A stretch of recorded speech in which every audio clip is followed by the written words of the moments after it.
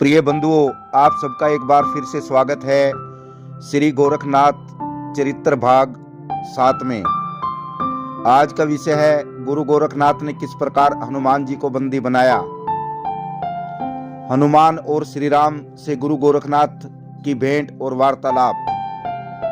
तो संपूर्ण जानकारी के लिए कृपया वीडियो को अंतिम तक देखिएगा। तो शुरू करते हैं आज का विषय। प्रिय बंधुओं, गोरखनाथ बैठे बैठे विचारने लगे अपने गुरु मच्छिंद्रनाथ को मैनाकिनी रानी के जाल से निकालने का किस प्रकार प्रयत्न किया जावे। तभी उनकी समझ में एक उपाय आया। उन्होंने विचार किया, अगर हनुमान जी को इस राज्य में आने ही न दिया जावे तो संभव है समस्या हल हो जावे।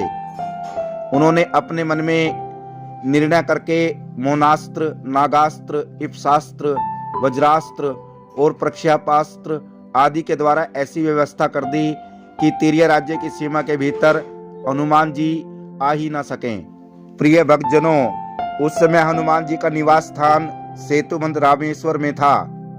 वह सहदेव रामचंद्र जी की सेवा में ही रहते थे। तीर्य राज्य में उनका आगमन का समय एक पहर रात्रि बीत जाने के बाद ही था। जब गुरु गोरखनाथ द्वारा उपरोक्त अस्त्रों की व्यवस्था हो चुकी थी, उसके बाद हनुमान जी जब तीर्य राज्य की सीमा तक आए और उन्होंने जो ही सीमा के भीतर अपना कदम रखा, तभी उनके हृदय पर वज्र शास्त्र का आघात लगा। इससे वे मूर्छित होकर तुरंत पृथ्वी पर गिर पड़े। उसके पीछे इप्सास्त्र ने अपना प्रभाव दिखाया, जिससे वह पृथ्वी के आकर्षण में बंध गए। इससे उनकी सभी गतिविधियां शांत हो गई। इसके बाद मौनास्त्र की बारी आई, जिससे वह ऐसे सम्मोहित हो गए कि किसी भी क्रिया का विरोध न कर पाए। उसी स्थिति में नागास्त्र ने उन्हें बांध लिया और राज्य की सीमा से काफी दूर उन्हें फेंक दिया। काफी देर के बाद हनुमान जी की चैतन्य लौटी, परंतु उनकी समझ में कुछ नहीं आया कि यह हुआ क्या और किस प्रकार हुआ। प्रिय भक्तजनों, इस प्रकार हनुमान जी ने हारकर भगवान राम को याद किया।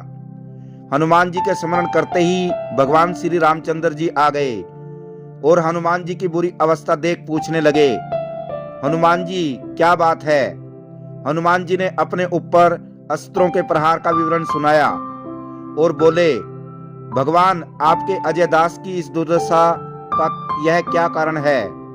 भगवान रामचंद्र जी ने जब ध्यानपूर्वक देखा तो उनसे कोई घटना छिपी न रह सकी।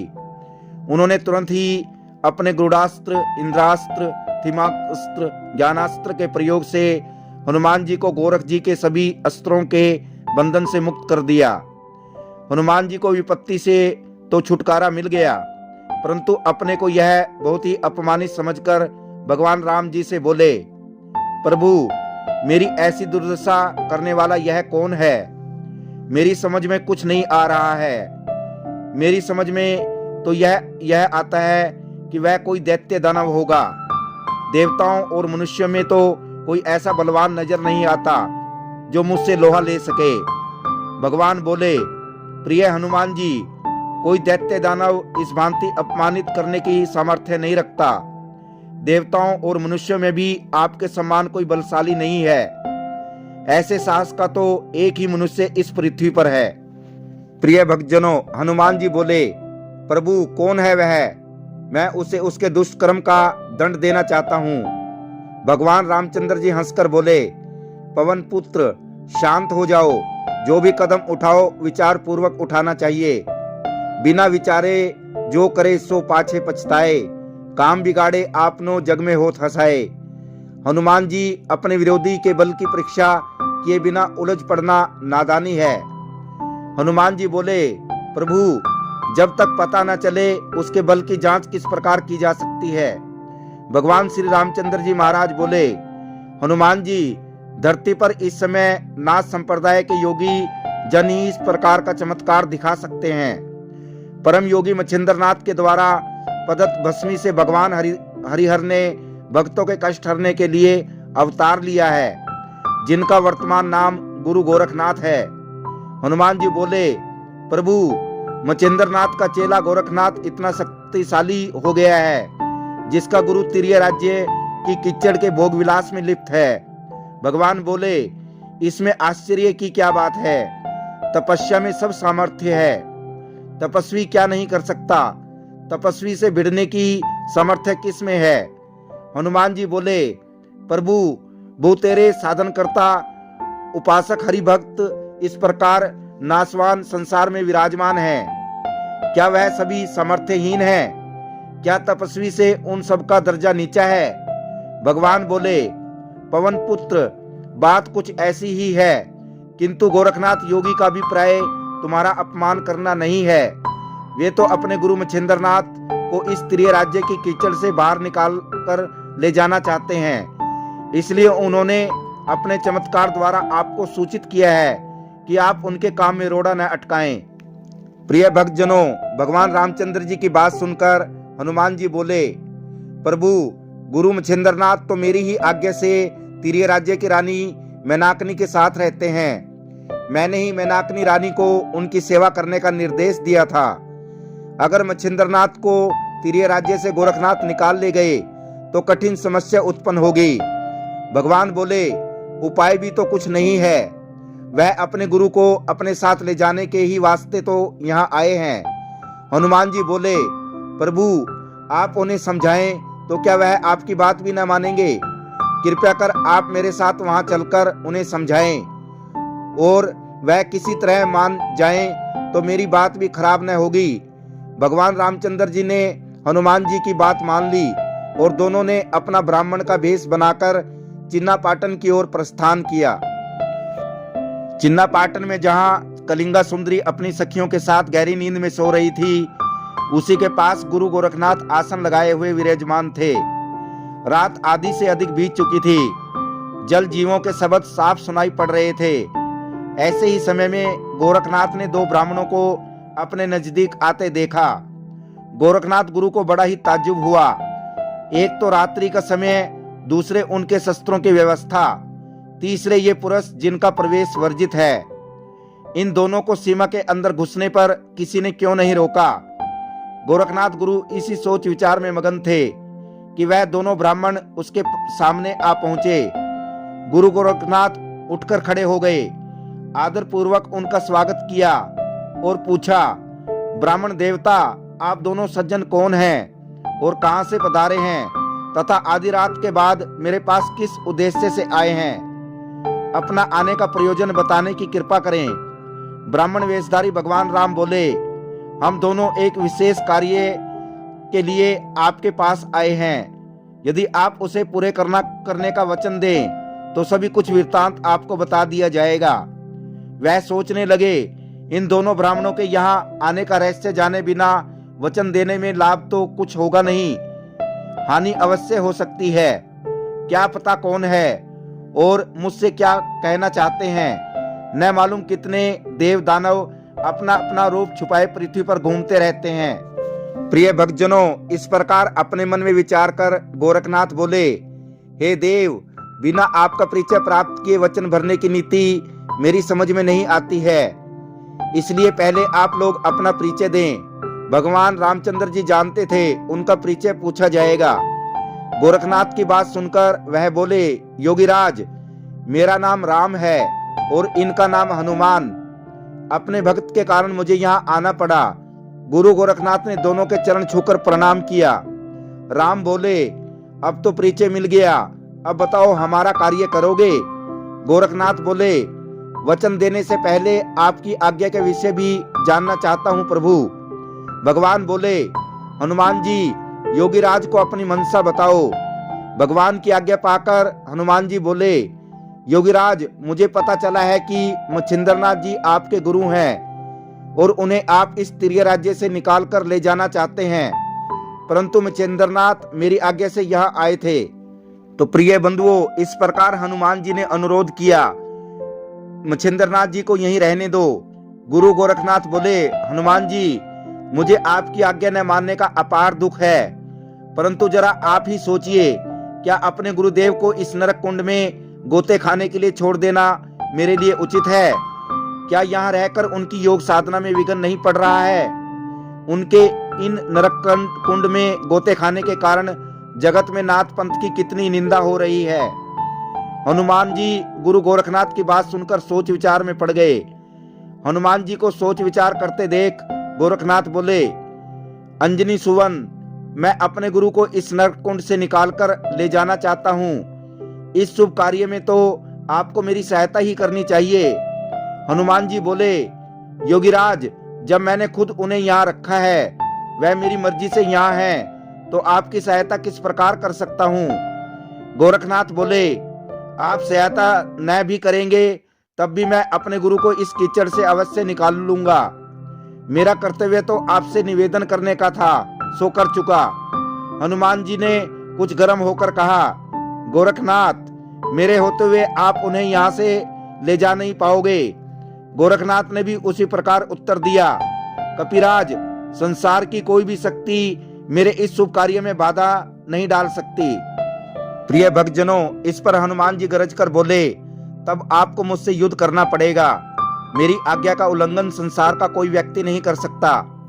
इतने पर भी गोरखनाथ कोमल स्वर में दृढ़ता के संग बोले, हनुमान जी, अगर सीधी तरह से मेरा काम न बना और युद्ध के लिए विवश होना पड़ा तो वह भी करूंगा।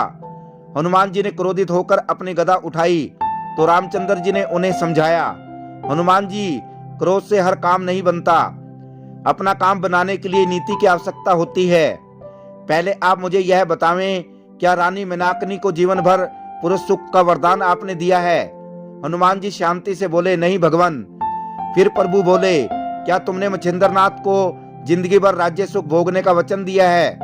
हनुमान जी बोले, नहीं, ऐसा कतई नहीं है। तो भगवान राम बोले, तब तुम्हारा क्रोध करना व्यर्थ है। मच्छिंद्रनाथ काफी समय से तुम्हारी आज्ञा का पालन कर रहे हैं। आप अब उन्हीं की इच्छा पर उन्हें छोड़ दो, वह गोरखनाथ के साथ जाएं या न जाएं।